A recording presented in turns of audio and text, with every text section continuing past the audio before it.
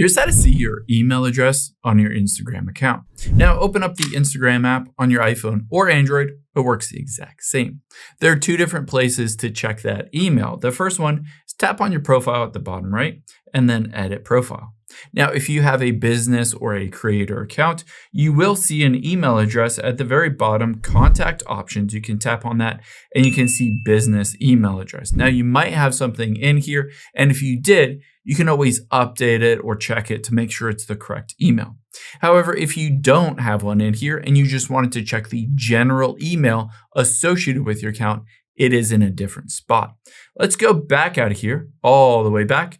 And now we need to get to your settings to be able to find that email address and change it or delete it if you wanted to. From here, tap on those three lines at the top right and then Account Center. Now, once you're in here, this will show you all of your information associated with your account. If you have Facebook and Instagram, it'll be the email address and phone number linked to both accounts. To be able to get there, you're going to tap on Personal Details towards the bottom and then tap on Contact Info. Now I can see my email address on here. Just tap on it.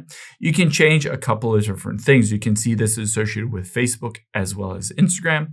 I can tap on Instagram and change the visibility instead of being private to friends or something like that. I can also tap on Delete from Instagram and delete that email address if I wanted to remove it.